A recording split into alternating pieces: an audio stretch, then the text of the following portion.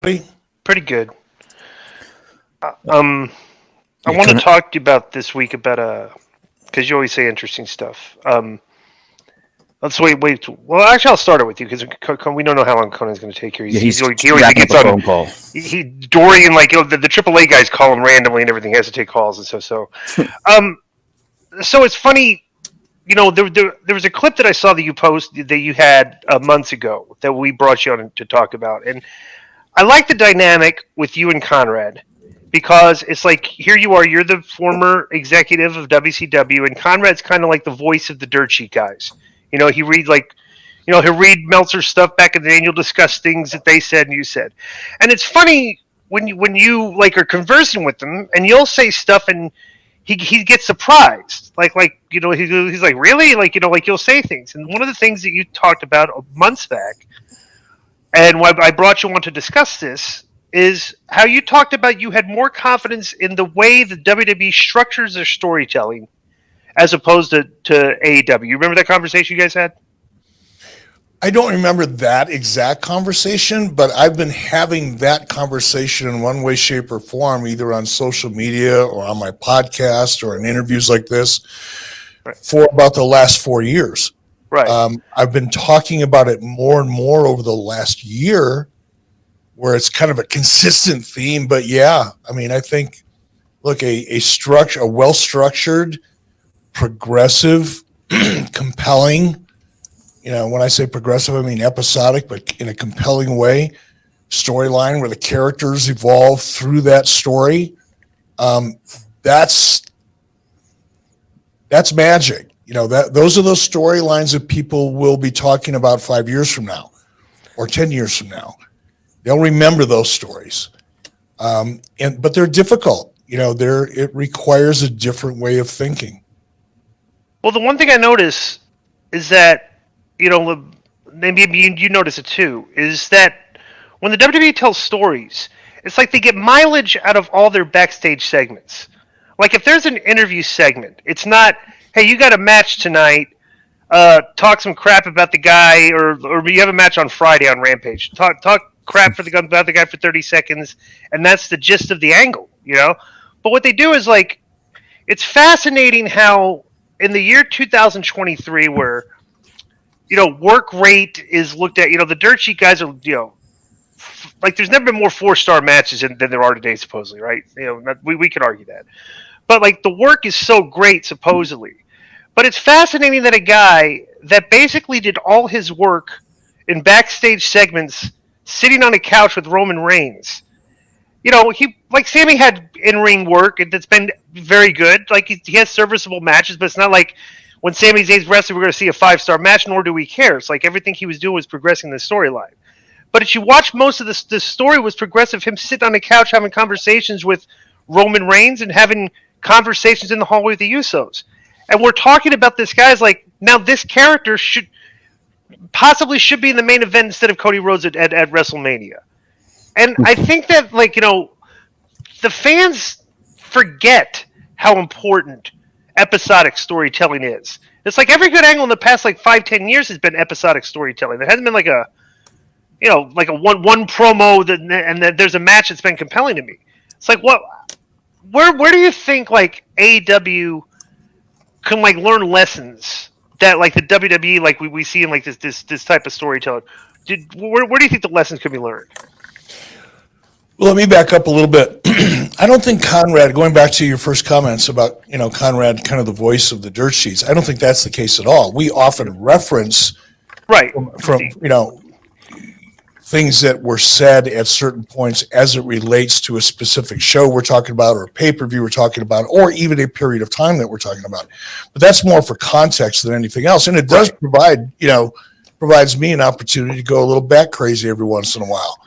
And I have fun doing that. But I think, Conrad's success, whether it's with me or anybody else, is that he really is the voice of the fan. Now, he may be a fan that's aware of, a dirt sheet, but he's more of a fan than he is a dirt sheet guy. Right. He just happens to read them, and he's the one that reads it. That's the same. He reads it, you don't. So he'll read it. Yeah, right. Exactly. Right, and that's the chemistry. But going to the core question, I think you were asking. Hey, Conan, man, glad you joined us. You're muted. Yeah, Yeah, you're muted. brother. You're muted, bud. How you doing, Eric? There you I'm go. Good to have you. Yeah. Thank you, bro. Going back to your core question, I'll try to sum it up. Well, I can't sum it up quickly. Look, when you talk about work rate, everything is so subjective in our business, in our universe, right? Right. You and I, Conan, we're all on the outside, kind of. We've been associated, and we were in the inside, on the inside, but we're not. I'm not. I'll speak for myself. I'm not in the business on a day-to-day basis. But for me, when someone says, who do you think's the best worker, which is an overused term, and I hate it when people outside of the business use it because it is so broad and subjective. To me, it's who's the best character. To me, it's who tells the most compelling story. To somebody else who is focused, that 10% of the audience or whatever it is, they're focused on the, Dave Meltzer, star rating system. And they get their enjoyment out of watching that one aspect of the total picture. And that's fine, man. That's what they get off on. That's the audience that, AEW presumably wants. Good. There's nothing wrong with it. But it's never going to get any bigger than it is because you're satisfying 100% of that 10% of the people that watch wrestling. Right. You're not satisfying the other 90%.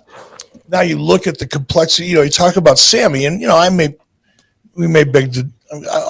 We differ on a couple observations about Sami. I hold him in very high regard. I think he's capable of having any kind of match anybody wants to have. But I think what's emerged is an amazing character that has evolved and become a principal part, as you point out, of that entourage, if you will. Mm-hmm. And I think what that should tell most thinking people is that while you'll never get a Dave Meltzer 4-star, wow, I wish it was in Japan match out of Sami, the other 90% of the audience is going to be spending millions and millions of dollars in one way, shape, or form to be entertained by him. That's the business, and that's the best worker, in my opinion. Well, It's kind of funny, Eric, because Sami came to Mexico under Hood. Jack Evans brought him in. Do you know Jack Evans? I do. Yeah. So Jack Evans brought him in. I remember looking at him and going, wow, this guy's got incredible potential. And then I saw him at a Teddy Hart show in Canada, and he was just about to go to WWE. And I remember he was sitting next to him, and he kept going, because this is when WWE wasn't using people right. They had a lot of talent. They just weren't using them right, kind of like what AEW does right now, right? So he was like, he was telling me, should I go to WWE or not? I think I want to go, but I don't want to live the rest of my career thinking, what if, right? And I thought to myself, bro, I thought to myself, I didn't tell him this. I go, you're probably going to go in there, get stuck in that talent glut that they have. But I've always said talent rises to the top. And sooner or later, as people leave or whatever the case may be, he's going to get his chance, but he's going to have to wait. And basically that's what happened. But I did want to tell you something. You know what I think is underrated? Crowd reactions. And I'll give you an example. I remember I'm not a big 3 3/4 match. To me, it was good, it was bad, or it was very good, and that's about it. I don't really go through star systems. Obviously, when Dave sometimes puts something's 5 stars, I'll go out of my way to look at it because I am still in the business. I book for AAA, so I always got to see what the trends are, who's hot, what's changing, and so the one thing that he never brings into play is crowd reaction, because I've seen 5-star matches that he calls 5-star matches, and the fans really weren't that into it. And I remember when Jim Duggan used to come out in WCW, right? And he'd have a match, and he'd be the hottest, because that whole USA, who was hotter than him, bro? He went out there and he blew the roof off the building, and they give him a 1-star match. It's like, well, dude, how about the people that are chanting his name and the match is hot throughout? Because you kept his matches short, got over his catchphrase, and the place was crackling. And then the next match could catch that energy and take it with them and kind of kickstart their match. You know what I'm saying, Eric? Brother, so much. You know, and it's funny because even on my podcast once in a while, you know, in Disco, you referred to it, you know, Conrad will go, you know, let's say we're talking about a Nitro that had a particular main event. And we'll do a watch along. And before, you know, Conrad will set it up. And we're going to watch this and this and this. And according to Dave Meltzer, and he'll give me Dave Meltzer's opinion where Dave Meltzer buried that particular main event for whatever reason, or pay-per-view. And then while we're watching it, I keep thinking, okay, we started this watch along out with Dave Meltzer thinks it sucks. And then we get to the finish. And like 99 times out of 100, people are standing up and cheering. Right, and they're having a blast. Yeah, does that count for anything? Right. Well, It's like, all right, who am I here to entertain? The people in the back room and some with a dirt sheet? Or am I trying to entertain an audience and make some money here? Bro, Right. it's like And- it scored and so, like, 99% on Rotten Tomatoes, and we let the guy that scored the 1% like it said it sucked. It's like we're listening to him. It's like, you know, it's pretty funny, you know. Right. And those are kind of the metrics that I go by, Eric, because I'd rather have a great entertainer than a great wrestler. When you can get both, well, that's the jackpot, right? But not everybody can connect. No, it's just like not every musician can connect. Not every great guitar player can become, you know, Eddie Van Halen or Stevie Ray Vaughan. They're great. They're talented. They're amazing, but they're not great. Right. Not at that level. Yeah.